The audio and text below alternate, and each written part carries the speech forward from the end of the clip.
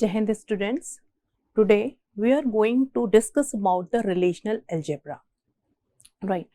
So first of all, we need to understand relational algebra is the procedural language or non-procedural language. Do you know what is the procedural and what is non-procedural language? When we describe the information and not telling how that information is going to retrieve, that means what? Non-procedural language. But in the relational algebra, such as SQL, we are telling what is the information, we are going to describe the information, as well as we will write the set of instructions to retrieve the information. It means what to do and how to do, both we will cover in this. So this is what the procedural language. So relational algebra is considered as procedural language. So there are basic 6 operations which we will discuss as the primary operations, as well as some secondary operations also will discuss if time allows us, right. So these are the basic 6 operations: select operation, project, union, set difference, Cartesian product and the rename.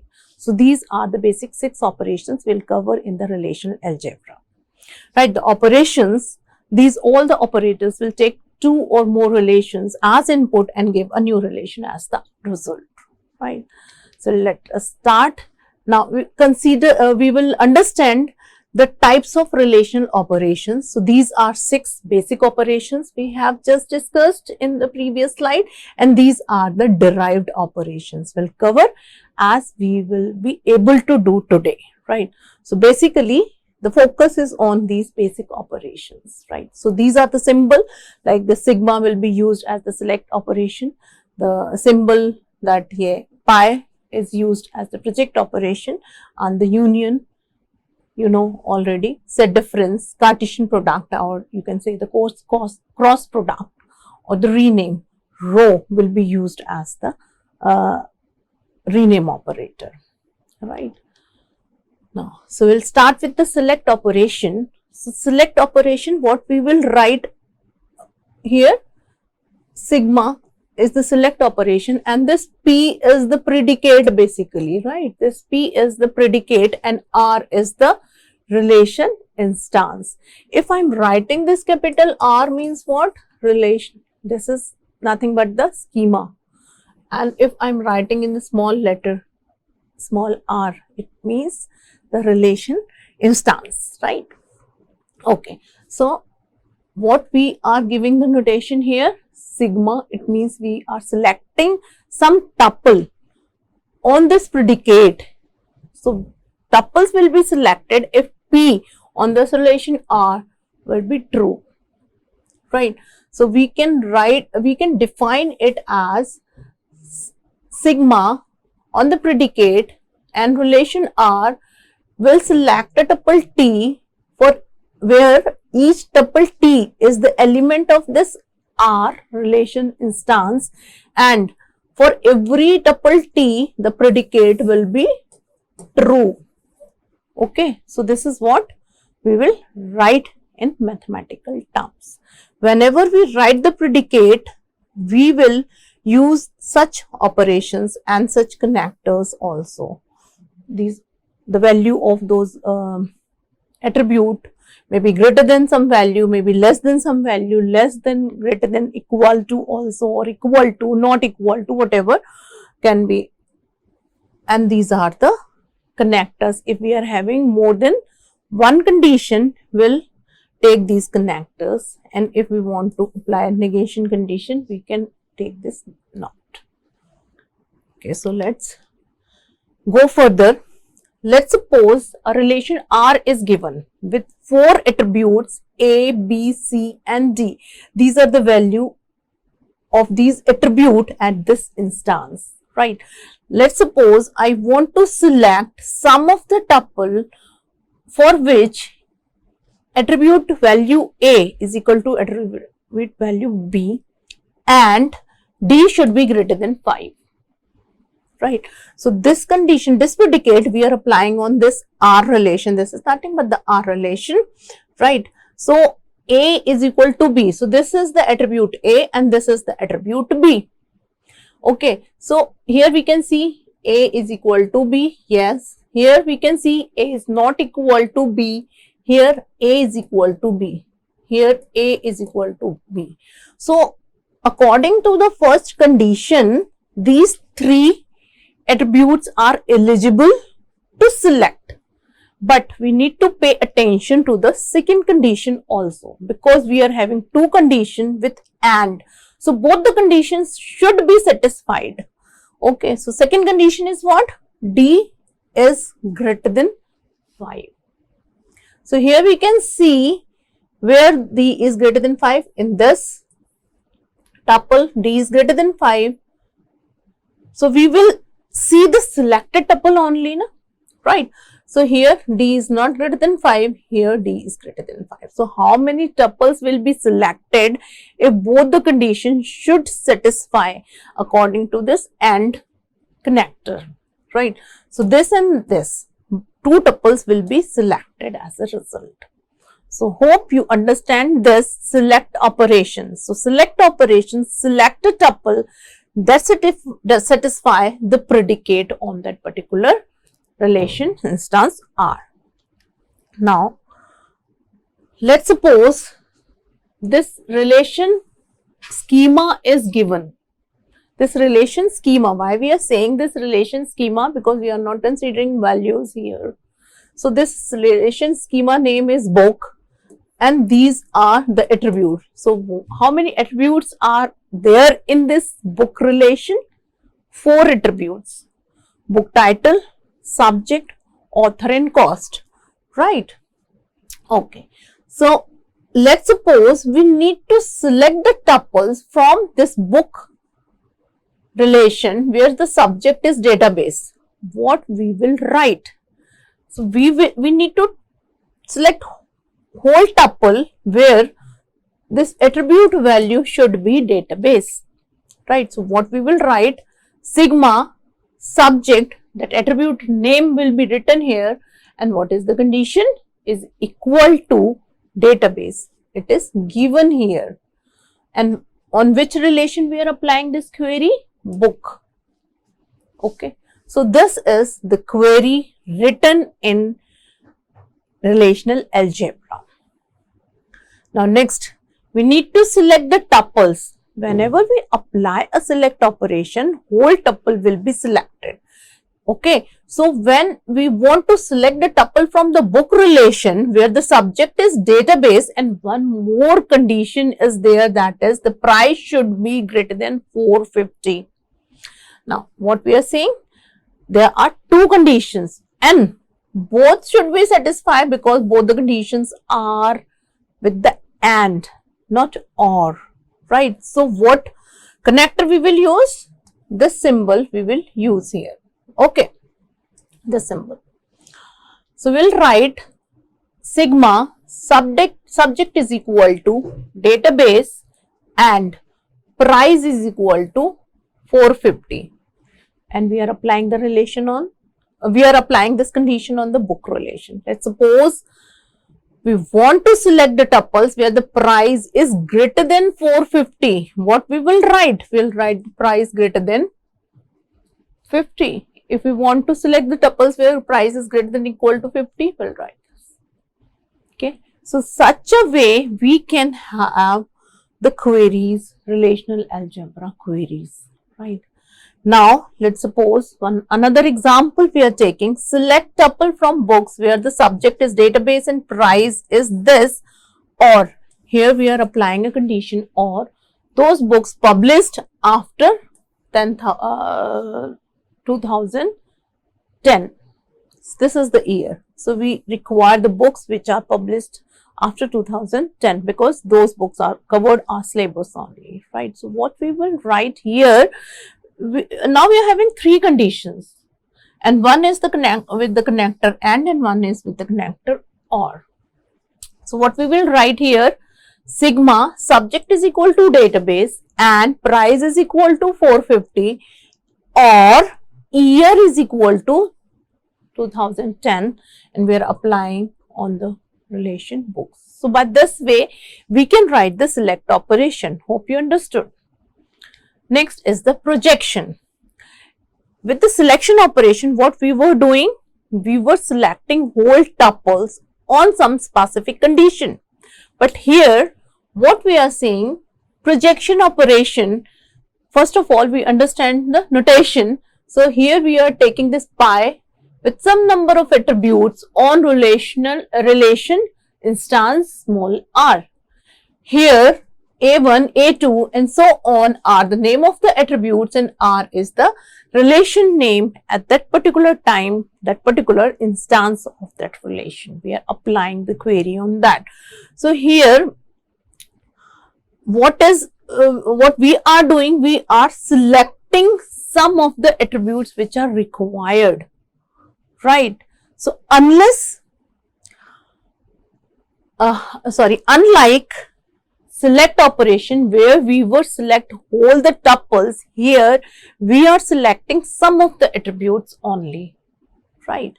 And one more thing which should be remembered, duplicate rows will be removed from the result as relations are sets. So here in the projection, we will select some of the attributes which are required and it removes the duplicate, whereas in the select operation, we have the duplicates, we will not remove the duplicates, right? So this is the difference between the selection and projection. Now let us understand with a simple example. If we are giving a relation R, right, where we are having three attributes A, B and C, okay, and we are having some of the values on A, B and C. So these are the values. Okay, now we want to select, we want to apply projection and we want to display or retrieve only attribute A and C, not B. So what we will write?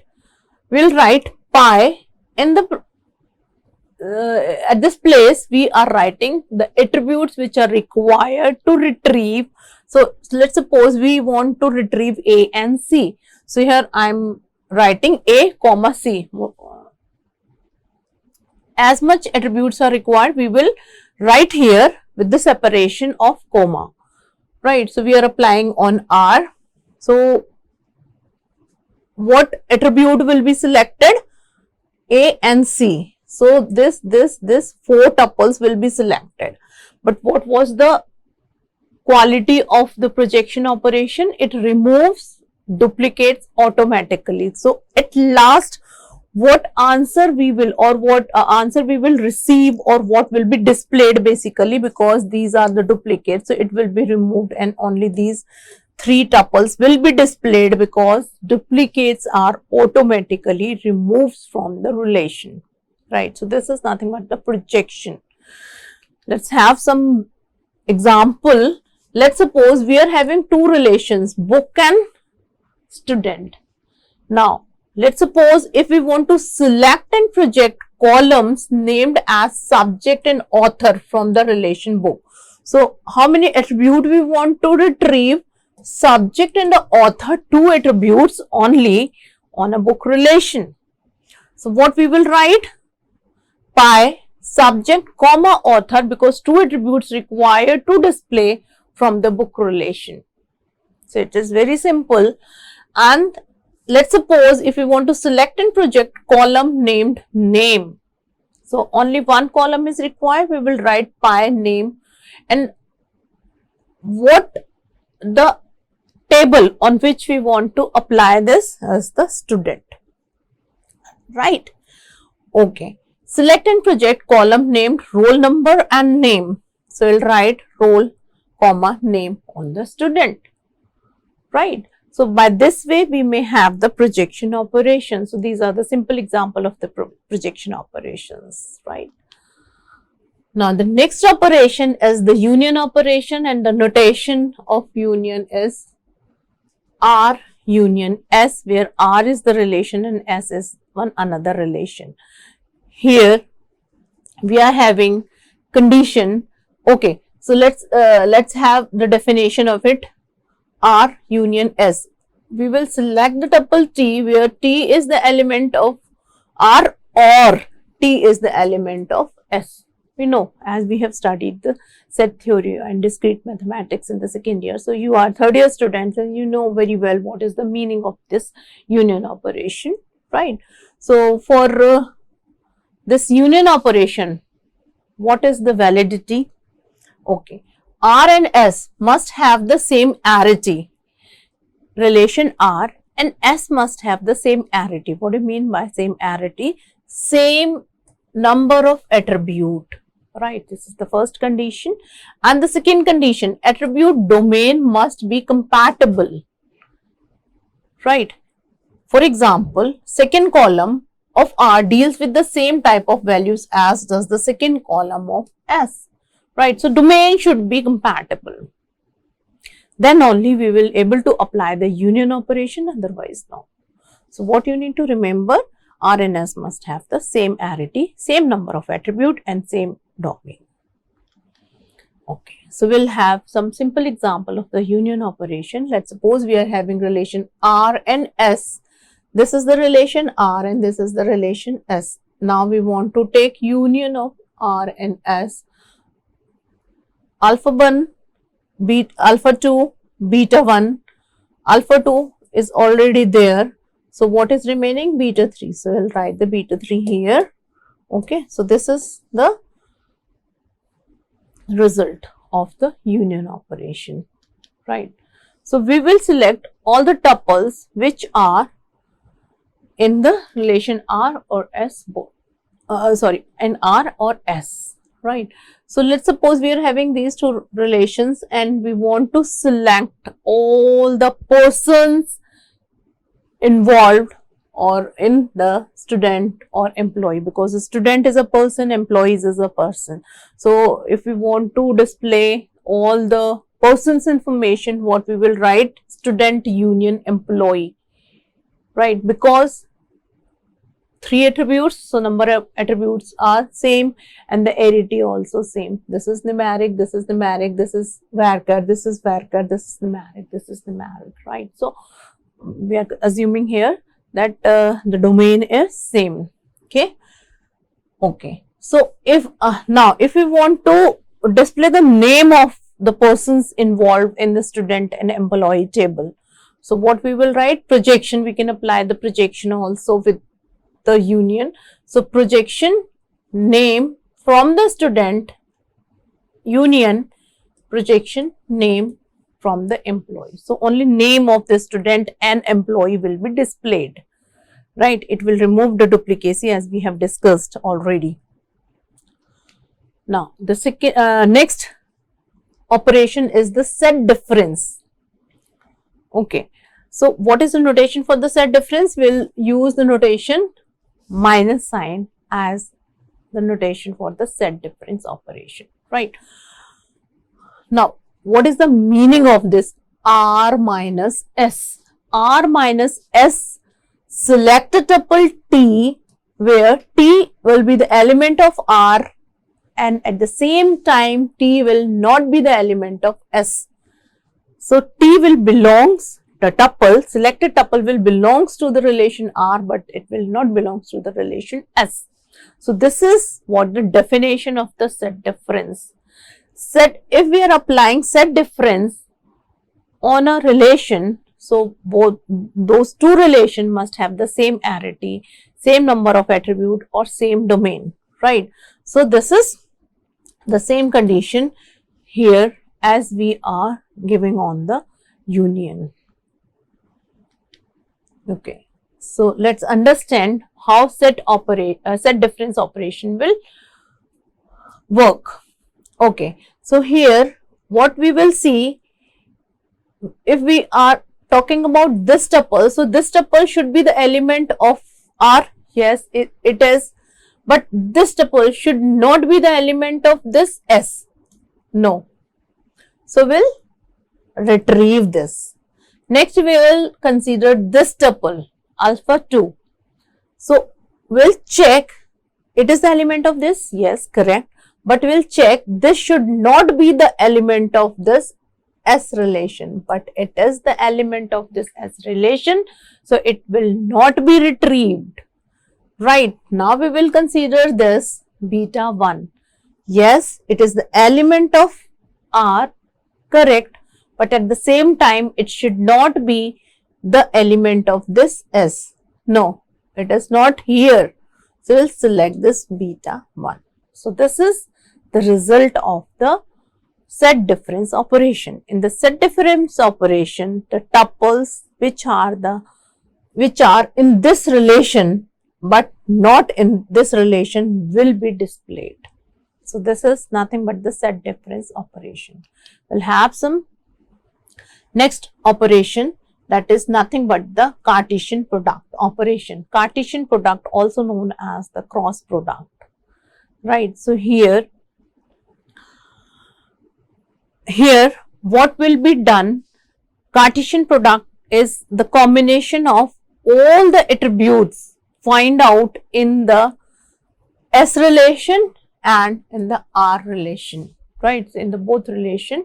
So, if we are selecting a tuple TQ, right, so in this T should be the element of R and Q should be the element of S, right, so and all the attributes will be displayed. Okay, so we'll check here. With the help of example, we can understood the concept of the Cartesian product, right. So, here we can see the relation R and S, and we are going to apply Cartesian product on relation R and S. We can say it is a cross product, right. So, here we can see in the relation R, two attributes A and B are there, and these are the value of the attributes, right. Here in S, we can see that C, D and E, three attributes are there, and these are the value of these three attributes. Now, when we are taking Cartesian product, or we say we are taking this cross product, all five attributes will be in the result of the cross product. So, we are writing all these five attributes, and the value of this first tuple, for the value of this first tuple, all the combinations will be written here. So, how many combination will be there if we are considering this tuple? So, one combination is with this tuple and with this and that, right. So, four combination will be possible with alpha 1. Okay. So, we will write here these four combinations, and then when we will consider this tuple, so all these four combination will be here with this tuple, right. So, all four combinations are there, we can get that four combinations. So, this is nothing but the result of the Cartesian product. If tables are small, then it is fine, but if we are having thousands of tuple in a table, then it will very difficult to take the Cartesian product of those tables and store in the memory. It will take lots of memory space also. So, Cartesian product should be, we should use the Cartesian product with very consciously and with some specific conditions to reduce the memory space, right. Okay, so the next operation which we will consider here, the rename operation. What we are studying the basic operations of relational algebra. Okay, so if we talk about the rename operation, symbol is what? Nothing but the row. We can write like this. It is the symbol of row. So, the results of relational algebra expression do not have a name. If we have some results of relational algebra and expressions, and we don't have the name for those, and we want to refer those, so we need to rename them, and then only we can use it. So, how we can write the expression? We can write the expression like row, and X is the predicate, nothing but the new name, and E is the expression which we get as a result of some relational algebra query. So, this E expression will be renamed under the new name X, right. So, if we are writing row X E, it returns the result of expression E under the name, or we can say the new name X given by us, right. Another possibility, if we want to rename the attributes also, we are getting this expression E. In this expression E is nothing but the table. Let's suppose we are having A, B and C attributes, right? Now we want to give the name of A1, B1. Instead of this A or B, we can write the A1, A2, A3. So what we will do at that case, row under the name X. So this expression E will be saved as X, and the attribute A, B, C will be given the new name A1, A2 and so on, as many attributes are there. So this is the one way to write the rename operation. The another way to write the rename operation as the binary operator, where we required this. It is required when we need to rename the output relation. Okay. So what we can use here, row RS. R is the new name and S is the old name. So we can write this row operation, that is rename operation, as the binary operator also. This is another way to write the rename operator or use the rename operator, right? So let's suppose we can have this relation student name. Let's suppose we are fetching the name of a student from the student relation which is already with us, and we would like to rename it as the student name. Now we want to give the student underscore name as a new name. So what we can write, row in bracket, this is the new name, and we are fetching the information student. This is the student relation and we are fetching the name of the student only, right? So we will write the project name student. So this is nothing but the relational algebra query, and this result we want to rename as the student name, right? So this way also we can use the rename operators. Now, what is the takeaway here? Why we are discussing takeaway? Because we have completed the all basic 6 operations. Okay, so basic 6 operations are select, project, union, set difference and Cartesian product, and the rename. These are the 6 basic operation. Okay, so this select is used to retrieve the tuples. Whole tuple will be retrieved based on certain condition, correct? And then project, symbol is pi and used to retrieve some columns from the relation, right? And in the combination of select and project can be used as the combination. Union is used to retrieve all the tuples from 2 relations. Set difference is used to retrieve the tuple which are present in R but not in S. Cartesian product used to combine each tuple from first relation with each tuple from the second relation, and row is used to rename the output relation. So let's move quickly so that we can cover more and more content here. Okay, so this is the division operation. It comes in the secondary operation of the relational algebra. So where we want to have the query which include the for all clause, where we can use this division operations. So without going much in this mathematics, take an example so that we can understand the division operation. So where we need to apply the division operation, where we want to select the tuples from R from the first relation, and tuples for those the values in the second tuple will be present. All the values, for all clause. So here we can see the B attribute. So for all the values of this B attribute, here will have a tuple in the first relation. So we'll start from here. For the value of B attribute 1, we'll see here is a tuple. Yes, here is a tuple. So we'll check for the another value of the same attribute. That is what? 2. So here we'll check for this 2 value of B attribute. Some value is present? Yes, it is present. So condition is satisfied.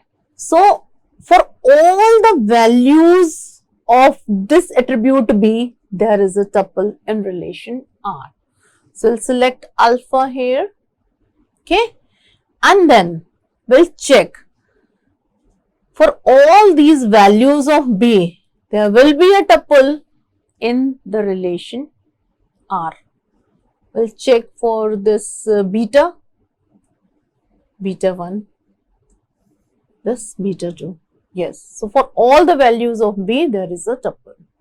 So we'll select the beta. If we are considering this gamma, this, no, we are not having this gamma or delta or epsilon for all the values of B. So this is the very simple example. We can understand the another example like this. Okay, so this is the actual example. This is the division operation is used for the queries where we involve for all. So example, what is this example? Retrieve the name of the subject that is taught in all courses. So how many courses? This is the first table. This is the another table. We need to apply this division operation. So why we are applying this division operation? Because we want to retrieve the name of the subject that is taught in all the courses, and this is the course table. All the courses means BTech and MTech, 2 courses are there. So for both the courses we will have some subject which is taught in the BTech and MTech both courses, right? So we need to apply this division operation, right? Understood? Okay, so we'll check for BTech. There is a subject BTech system. Then we need to check MTech. System is not there.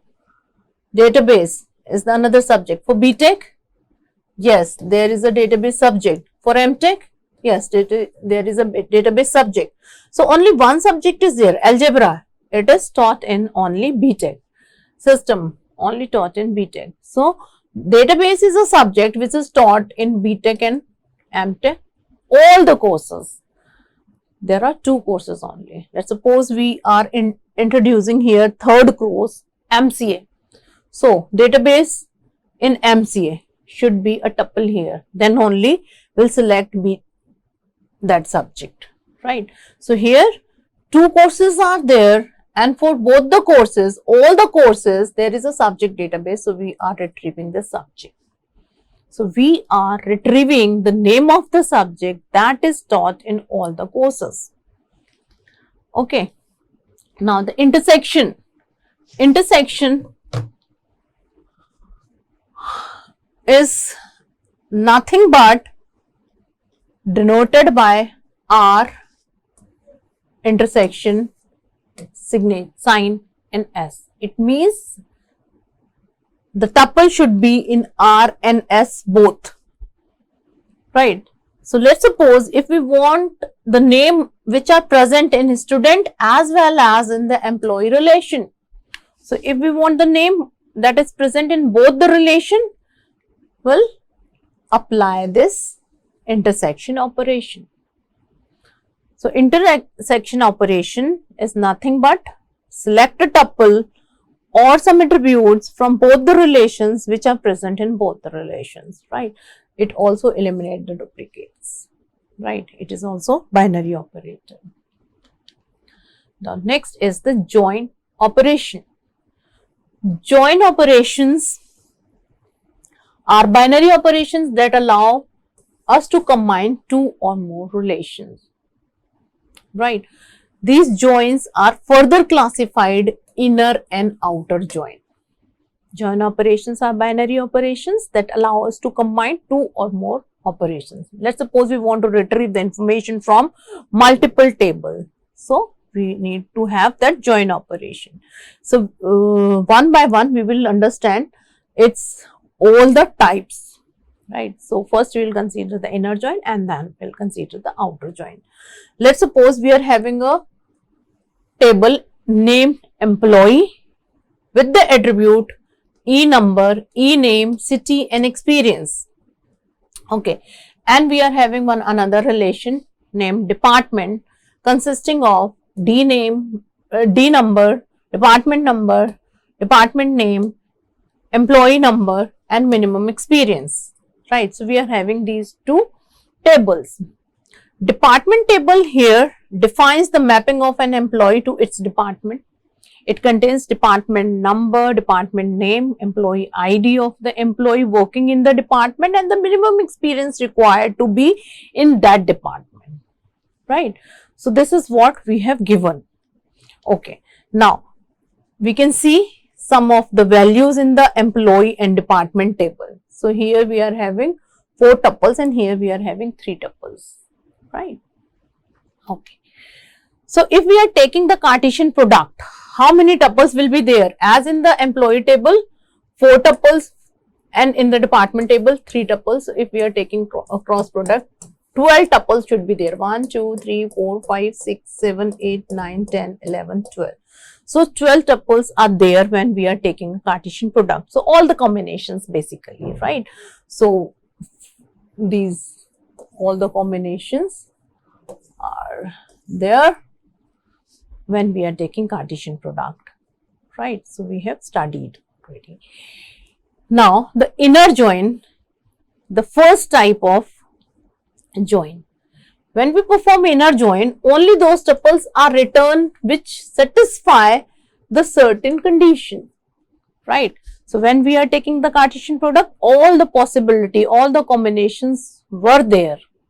But when we are taking the inner join, we are writing some of the condition. Okay. So based on those condition, again it is classified into 3 types: theta joint, equijoint and natural joint, right? So when we are taking Cartesian product, no condition is there and all the combinations of all the tuples will be displayed or retrieved. But when we are considering inner join, when we are considering join, basically join is having 2 types. When we are considering inner join satisfies some of the condition, or based on those condition, it is classified in 3 types: theta join, equijoint and natural join, right? Okay, so first of all we will consider theta join. So theta join combines 2 relations using a condition, and conditions can be merged, condition can be expressed using these inequalities, right? Theta join, when we combine 2 relations using a condition, inequality, right? Not equality. So notation for the theta joint is this. We write the first relation. This is nothing but the join symbol, and we are writing here theta, which will occur as these conditions and the another relation, right? So let's suppose we want to retrieve, or we want a relation where experience from the employee should be greater than equal to minimum experience from the department, right? So this will be the result. Now how many tuples will be selected? We'll see. This is the Cartesian product, and what is the condition here? We can see the experience from the employee should be greater than equal to minimum experience from the department, right? So condition is experience from the employee should be greater than equal to. So this is the Cartesian product. How many tuples will be selected from this Cartesian product, right? So we'll check experience is greater than this. So this tuple will be selected. Here we can see experience is not greater than that. So not selected. This will be selected. Here greater, it will be selected, it will be selected, it will be selected. It is equal. Here experience is equal. So it will be selected. Is less, not selected, greater, it will selected, it will selected, it will selected and it will selected, right? So some of the tuples will not be selected from here, right? So we have seen that the experience from this will be less than this, will not be selected. Okay, so okay. So we'll have this relation 10. So 2 tuples have not selected, only 10, these 10 tuples will be selected where experience is greater than this minimum experience, right? So this way we may have theta join. So theta join is nothing but we have the condition of inequality, right? Equijoin. Equijoin is nothing but the equality condition. So it is not new. We are writing equality condition when we are selecting the tuples. So if we are writing this employee join employee dot e number is equal to department dot e number from the department. So if we are putting this equality condition, it is nothing but the equijoin. So what is theta join? Where no equality condition, here it is equality condition, right? So when we are applying this equality condition, right? So we'll have these tuples. Here we can see these are the equality, equality and equality, right? So we can see the equijoin example. The last we are taking is the natural join. So natural join is basically join on equality, but a comparison operator is not used in the natural join. It does not concentrate like the Cartesian product. What we need to understand, a join, natural join can be performed. First thing we need to remember, only 2 relations share at least one common attribute. So this is the very important condition we need to understand. We can apply natural join on the 2 relations if there is one common attribute. Before, earlier what we were doing, we were not having any common attribute, then also we can apply the equijoin, then also we can apply the theta join. But when we want to apply this natural join, what is the condition? In 2 relations, one attribute should be common. So this is very important thing we need to consider or we need to understand. So natural join operate on the matching attribute where the values of the attributes in both the relation are the same and remove the duplicates one. Yes, it is. Previously also we have considered it, right? So this is the concept, nothing but the foreign key concept, and what we will write notation is this. We are not writing any of the condition here. In natural join, condition, that equality condition is inbuilt in this. We need not to write this equality condition explicitly. So whenever we apply natural join an employee and department, we'll write like this, and what will be the result? This is having the result, only 3 tuples will be selected, right? So here we can see the employee number was the common attribute in both the relations, right? This was the common attribute we have the both in the both the relations, and natural join automatically keeps single copy of the common attribute. So here employee number is not coming twice, right? It will have the single copy of the common attribute because we are taking natural join on equality, right? So here we are stopping this lecture.